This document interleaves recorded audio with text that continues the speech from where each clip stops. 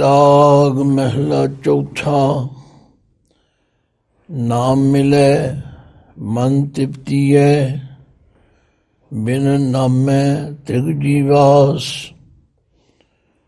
कोई गुरमुख सज्जन जे मिले, मैं दसे प्रभ गुणतास। हाँ तिस विटों चौखनी है, मैं नाम करे परगास। मेरे प्रीतमा हाँ जीवा नाम त्याहे, बिन नामै जीवन न थिए। मेरे सतगुर नाम दृढ़ाए, रहाओ नाम अमोलक रतन है, पूरे सतगुर पास। सतगुर सेवै लग्गिया, कड रतन देवै परगास। धन वड भागिया, जो आए मिले गुर पास। जिन्ना सतगुर पुरख ना भेटियो, से भागहीन वस काल। ओए फिर जोन भवाई, विच विस्टा कर विकराल। ओना पास दुआस न पिटियै, जिन अंतर क्रोध चंडाल। सतगुर पुरख अमृत सर, बड़ भागी नामै आए। उन जन्म जन्म की मैल उतरै, निर्मल नाम दृढ़ाए। जन नानक उत्तम पद पाया, सतगुर की लिव लाए। धन धन गुरु रामदास सच्चे पातशाह। गुरु दी भगती, परमेश्वर दी भगती मनुख लई ते अपने आप लई कितनी जरूरी महत्वपूर्ण समझते हैं। इसे लिए पातशाह तरला लेके कहते हैं, मेरे प्रीतमा। कितने आदर भाव नाल उस प्रीत दे मुजस्समे वाहिगुरु अकाल पुरख नूं संबोधन करके कहते हैं, मेरे प्रीतमा हाँ जीवा नाम ते आए। गुरबाणी दे भाव अर्थां नूं समझण वास्ते जिथे गुरबाणी दा उचारण, गुरबाणी दे विसराम ਅਤੇ ਗੁਰਬਾਣੀ ਦੇ ਅੱਖਰੀ ਅਰਥਾਂ ਦੀ ਸੋਝੀ ਹੋਣੀ ਜ਼ਰੂਰੀ ਹੈ। ਇਹ ਤਿੰਨ ਗੱਲਾਂ ਜਦੋਂ ਠੀਕ ਹੋ ਜਾਣ ਤਾਂ ਗੁਰੂ ਦੀ ਕਿਰਪਾ ਦੁਆਰਾ ਅਸੀਂ ਸ਼ਬਦ ਦੇ ਭਾਵ ਅਰਥਾਂ ਦੇ ਨੇੜੇ ਪਹੁੰਚ ਜਾਂਦੇ ਹਾਂ। ਪਰ ਜਦੋਂ ਵਿਸਰਾਮ ਵੀ ਠੀਕ ਨਾ ਹੋਵੇ, ਉਚਾਰਨ ਵੀ ਠੀਕ ਨਾ ਹੋਵੇ ਤੇ ਅੰਦਰ ਭਾਵਨਾ ਵੀ ਨਾ ਹੋਵੇ, ਫਿਰ ਅਸੀਂ ਗੁਰਬਾਣੀ ਤੋਂ ਪੂਰਾ ਲਾਹਾ ਨਹੀਂ ਲੈ ਸਕਦੇ। गुरबाणी की विचार करनी इतनी ही जरूरी है जितना दुध विचों घ्यो प्राप्त करने लई दुध नूं तपाउणा, जमाउणा ते रिड़कना जरूरी। इसलिए भगत कबीर जी वर्गी पवित्र आत्मा ने कहा, हर का बिलोमना बिलोवो मेरे भाई, सहज बिलोवो जैसे तत् न जाए। हर का बिलोमना मन का विचारा, गुर प्रसाद पावे अमृत धारा। तो गुरु की बाणी नूं पढ़दियां, विचारदियां, दर्शन करदियां ये सोझी प्राप्त होंदी है कि जिमें गुरु किसे नाल असीं गल्लां करदे हां, इवें गुरु नाल गल्लां करनियां ने और इवें गुरु के बचनां नूं समझण दा यतन करन। मेरे प्रीतमा हाँ जीवा नाम त्याए। हे मेरे प्रीत दे मुजस्समे वाहिगुरु, हाँ मैं जिउंदा हाँ नाम त्याए। भाव तुहाडे नाम नूं त्या के ਧਿਆਏ ਦੇ ਈੜੀ ਨੂੰ ਸਿਆਰੀ ਹੈ। ਇਹ ਉਚਾਰਨ ਵਿੱਚ ਨਹੀਂ ਆਉਂਦੀ, ਇਹ ਹੈ ਕਿਰਿਆ, ਧਿਆਉਣ ਦੀ ਕਿਰਿਆ ਕਰਨ ਦੇ ਨਾਲ, ਧਿਆਨ ਵਿੱਚ ਰੱਖਣ ਦੇ ਨਾਲ। ਮੇਰੇ ਪ੍ਰੀਤਮਾ ਹਉ ਜੀਵਾ ਨਾਮ ਤੇ ਆਏ, ਬਿਨ ਨਾਮੈ ਜੀਵਨ ਨਾ ਥੀਐ, ਮੇਰੇ ਸਤਿਗੁਰ ਨਾਮ ਦ੍ਰਿੜਾਏ। ਬਿਨਾਂ ਨਾਮ ਤੋਂ ਉਹ ਆਤਮਿਕ ਜੀਵਨ ਜੀਵਿਆ ਹੀ ਨਹੀਂ ਜਾ ਸਕਦਾ। ਜੀਵਨ ਨੂੰ ਤੇ ਸਾਰੇ ਲੋਕ ਜੀ ਰਹੇ ਨੇ। ਬਾਣੀ ਵਿੱਚ ਪਾਤਸ਼ਾਹ ਨੇ ਫਰਮਾਇਆ, ਸੋ ਜੀਵਿਆ, ਅਸਲ ਜੀਵਿਆ ਉਹ ਹੈ ਜਿਸ ਨੇ ਜੀਵਨ ਵਿੱਚ ਪਰਮੇਸ਼ਵਰ ਦਾ ਨਾਮ ਜਪਿਆ, ਜਿਸ ਨੇ ਜਿਉਂਦਿਆਂ ਪਰਮਾਤਮਾ ਦਾ ਨਾਮ ਨਹੀਂ ਜਪਿਆ, ਉਹ ਜਿਉਂਦੇ ਵੀ ਮਰੇ ਵਰਗੇ। ਆਵਨ ਆਏ ਜਗਤ ਮੈਂ ਬਿਨ ਬੂਝੇ ਪਸ ਢੋਰ, ਜਿਨ੍ਹਾਂ ਨੇ ਜਾਣਿਆ ਹੀ ਨਹੀਂ ਕਿ ਸਾਨੂੰ ਮਨੁੱਖਾ ਜੀਵਨ ਮਿਲਿਆ ਕਿਉਂ ਹੈ, ਉਹ ਤੇ ਪਸ਼ੂਆਂ ਤੇ ਢੋਰਾਂ ਵਰਗਾ ਜੀਵਨ ਜੀ ਕੇ ਚਲੇ ਜਾਂਦੇ। ਬਿਨ ਨਾਮੈ ਜੀਵਨ ਨਾ ਥੀਐ, ਮੇਰੇ ਸਤਿਗੁਰ ਨਾਮ ਦ੍ਰਿੜਾਏ। ਇੱਥੇ ਸਤਿਗੁਰੂ ਸੰਬੋਧਨ ਹੈ, ਕਿਉਂਕਿ ਨਾ ਤਾਂ ਸਤਿਗੁਰ ਦੇ ਰਾਰੇ ਨੂੰ ਔਂਕੜ ਹੈ, ਨਾ ਸਤਿਗੁਰ ਦੇ ਰਾਰੇ ਨੂੰ ਸਿਆਰੀ। ਮੇਰੇ ਸਤਿਗੁਰ ਨਾਮ ਦ੍ਰਿੜਾਏ, ਹੈ ਮੇਰੇ ਸਤਿਗੁਰੂ ਕਿਰਪਾ ਕਰਕੇ ਮੈਨੂੰ ਪਰਮੇਸ਼ਵਰ ਦਾ ਨਾਮ ਦ੍ਰਿੜ ਕਰਾਓ।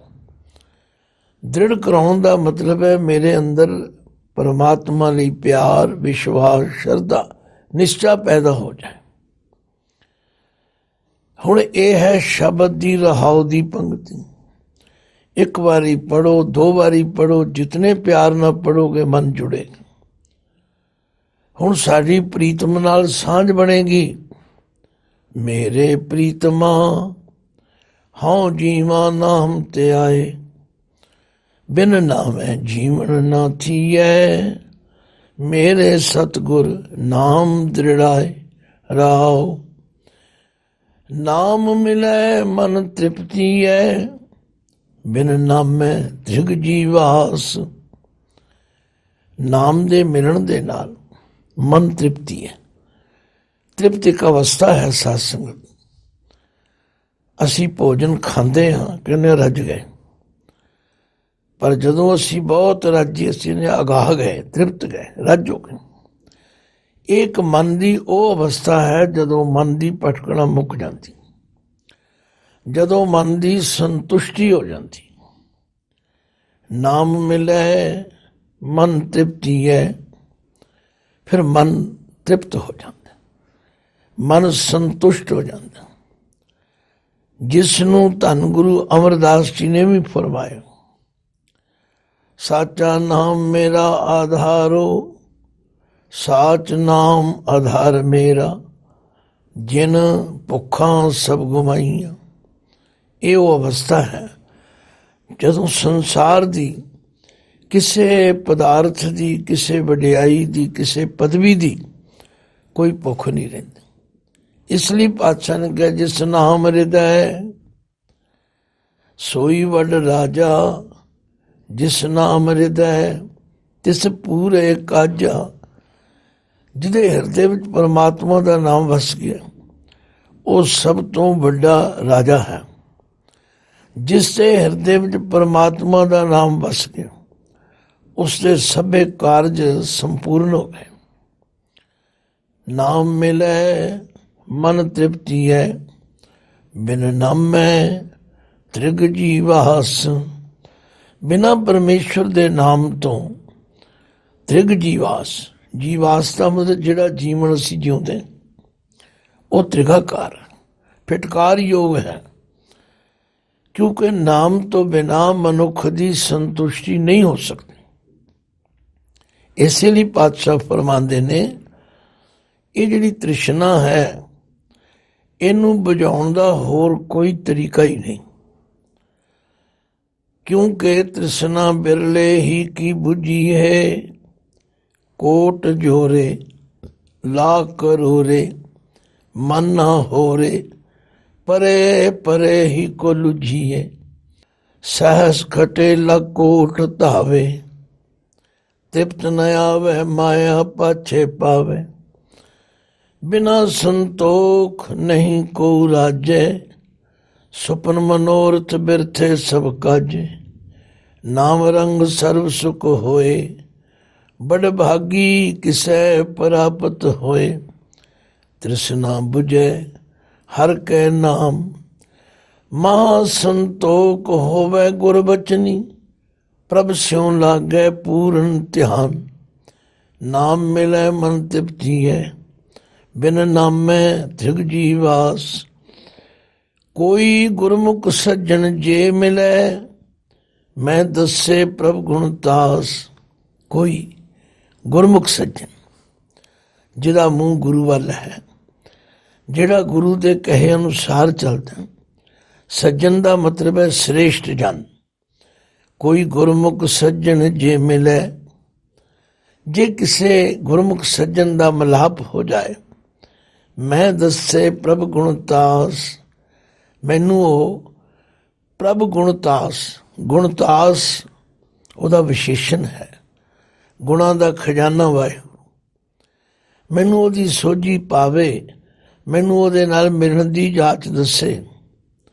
ਹਉ ਤਿਸ ਵਿਟੋਂ ਚੌਖਨੀ ਹੈ, ਮੈਂ ਨਾਮ ਕਰੇ ਪ੍ਰਗਾਸ, ਮੈਂ ਉਸ ਤੋਂ, ਵਿਟੋਂ ਦਾ ਮਤਲਬ ਉਸ ਤੋਂ, ਚੌਖਨੀ, ਖੰਨੀਏ ਕਹਿੰਦੇ ਟੋਟੇ ਨੂੰ, ਚੌਖਨੀਏ ਚਾਰ ਟੋਟੇ ਹੋ ਜਾਵਾਂ।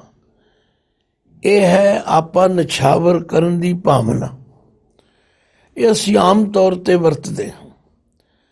ਜਿਸ ਸੱਜਣ ਨੂੰ ਅਸੀਂ ਬਹੁਤ ਪਿਆਰ ਕਰਦੇ ਹੋਈਏ, ਜਿਸ ਸੱਜਣ ਨਾਲ ਸਾਨੂੰ ਮਿਲ ਕੇ ਕੋਈ ਸੰਤੁਸ਼ਟੀ ਸੁੱਖ ਹੋਵੇ, ਅਸੀਂ ਇਹਨਾਂ ਵਾਰੀ ਜਾਈਏ, ਕੋਲੀ ਜਾਈਏ, ਕੁਰਬਾਨ ਜਾਈਏ। ਪਾਤਸ਼ਾਹ ਨੇ ਤੇ ਐਸੇ ਸ਼ਬਦ ਆਮ ਵਰਤੇ ਨੇ, ਹਉ ਕੁਰਬਾਨੇ ਜਾਉ ਮਿਹਰਬਾਨਾ, ਹਉ ਕੁਰਬਾਨੇ ਜਾਉ, ਹਉ ਕੁਰਬਾਨੇ ਜਾਉ ਤਿਨਾ ਕਹਿ, ਲੈਣ ਜੋ ਤੇਰਾ ਨਾਉ, ਹਉ ਤਿਸ ਵਿਟੋਂ ਚੌਖਨੀ ਹੈ, ਮੈਂ ਨਾਮ ਕਰੇ ਪ੍ਰਗਾਸ। ਜਿਹੜਾ ਮੇਰੇ ਹਿਰਦੇ ਵਿੱਚ ਨਾਮ ਦਾ ਪ੍ਰਗਾਸ ਕਰਦਾ, ਪ੍ਰਗਾਸ ਕਰਨ ਦਾ ਕੀ ਭਾਵ ਹੈ? ਜਿਹੜਾ ਨਾਮ ਨਾਲ ਮੈਨੂੰ ਜੋੜ ਦੇਵੇ, ਜਿਹੜਾ ਨਾਮ ਦੀਆਂ ਵਡਿਆਈਆਂ ਮੈਨੂੰ ਦੱਸੇ। ਸੱਚਮੁੱਚ ਅੱਜ ਅਸੀਂ ਜਿਤਨਾ ਸੁਖਮਨੀ ਸਾਹਿਬ ਦਾ ਪਾਠ ਕਰਦੇ ਹਾਂ, ਜੇ ਵਿਚਾਰ ਲਈਏ ਤਾਂ ਨਾਮ ਦੀ ਮਹਿਮਾ ਸਮਝ ਆ ਜਾਏ। ਭਈ ਨਾਮ ਦੀ ਕਿਤਨੀ ਬਰਕਤ ਹੈ, ਨਾਮ ਦੀ ਕਿਤਨੀ ਮਹਿਮਾ ਹੈ। ਮੈਂ ਆਮ ਤੌਰ 'ਤੇ ਇਹ ਗੱਲ ਸੁਣਾਇਆ ਕਰਦਾ, ਜਦੋਂ ਗੁਰੂ ਅਰਜਨ ਦੇਵ ਸੱਚੇ ਪਾਤਸ਼ਾਹ ਨੇ ਸੁਖਮਨੀ ਸਾਹਿਬ ਦੀ ਬਾਣੀ ਰਚੀ ਤਾਂ ਇਸ ਦੀ ਚਰਚਾ ਬਹੁਤ ਹੋਈ। ਬਹੁਤ ਭਾਗਸ਼ਾਲੀ ਗੁਰਮੁਖਾਂ ਗੁਰਸਿੱਖਾਂ ਨੇ ਬਾਣੀ ਯਾਦ ਕਰ ਲਈ, ਇਹਦੀ ਚਰਚਾ ਬੜੀ ਹੋਈ। ਤਾਂ ਕਹਿੰਦੇ ਨੇ ਗੁਜਰਾਤ ਦੇ ਇਲਾਕੇ ਵਿੱਚ ਇੱਕ ਪੀਰ ਸ਼ਾਹ ਦੌਲਾ ਸੀ, ਉਹਨਾਂ ਨੇ ਵੀ ਇਸ ਬਾਣੀ ਦੀ ਮਹਿਮਾ ਸੁਣੀ। ਇੱਛਾ ਕਰਨ ਲੱਗੇ ਕੋਈ ਐਸਾ ਗੁਰਮੁਖ ਮਿਲੇ ਜਿਹੜਾ ਮੈਨੂੰ ਸੁਖਮਨੀ ਸਾਹਿਬ ਦਾ ਪਾਠ ਸੁਣਾਵੇ।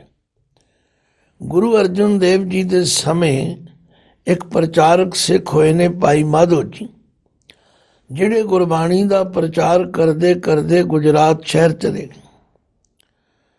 ਉੱਥੇ ਉਹ ਧਰਮਸਾਲ ਵਿੱਚ ਟਿਕ ਕੇ ਬਾਣੀ ਦੀ ਵਿਚਾਰ ਪ੍ਰਚਾਰ ਕਰ ਰਹੇ ਸਨ। ਪੀਰ ਸ਼ਾਹ ਦੌਲਾ ਨੇ ਆਪਣੇ ਮੁਰੀਦ ਨੂੰ ਭੇਜਿਆ, ਪੁੱਛ ਕੇ ਆਓ ਭਾਈ ਮਾਧੋ ਜੀ ਜਿਹੜੇ ਪ੍ਰਚਾਰਕ ਆਏ ਨੇ ਮੈਨੂੰ ਸੁਖਮਨੀ ਸਾਹਿਬ ਦਾ ਪਾਠ ਸੁਣਾਉਣਗੇ।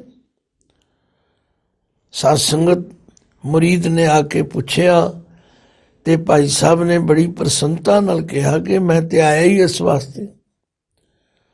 ਮੁੱਕਦੀ ਗੱਲ ਸਮਾਂ ਨਿਸ਼ਚਿਤ ਹੋ ਗਿਆ, ਪੀਰ ਜੀ ਵੀ ਆ ਗਏ। ਭਾਈ ਮਾਧੋ ਜੀ ਨੂੰ ਪਤਾ ਸੀ ਵੀ ਇਹ ਬਾਣੀ 24 ਅਸ਼ਪਦੀਆਂ 24 ਸ਼ਲੋਕਾਂ ਉੱਤੇ ਨਿਰਧਾਰਿਤ। ਉਹ ਵੀ ਤਿਆਰ ਬਰ ਤਿਆਰ ਹੋ ਕੇ 5 ਇਸ਼ਨਾਨਾ ਕਰਕੇ ਚੌਂਕੜਾ ਮਾਰ ਕੇ ਬੈਠ ਗਏ। ਕਹਿੰਦੇ ਨੇ ਜਦੋਂ ਭਾਈ ਸਾਹਿਬ ਨੇ ਸੁਖਮਨੀ ਸਾਹਿਬ ਦਾ ਪਾਠ ਸ਼ੁਰੂ ਕੀਤਾ ਤੇ ਪਹਿਲੀ ਅਸ਼ਪਦੀ ਦਾ ਪਹਿਲਾ ਪਦ ਪੜ੍ਹ ਕੇ ਰਹਾਉ ਦੀ ਪੰਕਤੀ ਪੜ੍ਹੀ, सुखमनी सुख अमृत प्रभ नाम, भगत जना कै मन विश्राम। इन्हां सुनदियां सार पीर शाह दौला जी वजद विच आ गए, मस्ती विच आ गए। कहते बस भाई साहब बस। भाई साहब बड़े हैरान ने, हाली तो मैं एक अष्टपदी भी पूरी नहीं की। ਉਹ गुरु के सिखो, ਆਪਾਂ दिन ਵਿੱਚ एक वारी कई दो वारी भी चार वारी भी सुखमनी ਸਾਹਿਬ पढ़ लेना, पर जे ਅਸੀਂ ਬਾਣੀ ਦਾ ਭਾਵ नहीं समझांगे फिर वो सिर्फ तोता रटनी पढ़ना हो जाएगा। काम माड़ा नहीं किया, पाठ किया है पर समझ के करना चाहिए। तो नाम की महिमा देखो कितनी है। गुरु रामदास सच्चे पातशाह फरमाते हैं, नाम मिले मन तृप्ति है, बिन नामै त्रिख जीवास। कोई गुरमुख सज्जन जे मिले, मैं दसे प्रभ गुणदास। हाँ तिस भेटों चौखनी है, मैं नाम करे परगास। ताते तरला लैके कहते मेरे प्रीतमा, हाँ जीवा नाम ते आए। बिन नामै जीवन ना थी है, मेरे सतगुर नाम दृढ़ाए रहाओ। नाम अमोलक रतन है, पूरे सतगुर पास। अमोलक ये अखर बाणी च बहुत बड़ी होता। हर नाम अमुलक है, मुल न पाया जाए। मुल न पाया जाए, किसै बिटों रहे लोक विल लाए। ऐसा सतगुर जे मिले, तिसनू सिर सौंपीए, बिचों आप जाए। नाम अमोलक रतन है। नाम वो रतन है जिसका मुल नहीं पाया जा सकता, जिन्हों मुल दे के खरीदिया भी नहीं जा सकता। पर यह है किथे? पूरे सतगुर पास। ये सतगुरु कोल है। सतगुर सेवै लग्गिया, कढ़ रतन देवै परगास। जिहड़ा मन बचन कर्म करके सतगुरु की सेवा विच लग जाए, उन्होंने फिर गुरु कढ़ रतन देवै परगास। इस नाम रूपी रतन की सोझी करा दिंदा, तथा उन्होंने नाम रूपी रतन की महिमा जना दिंदा।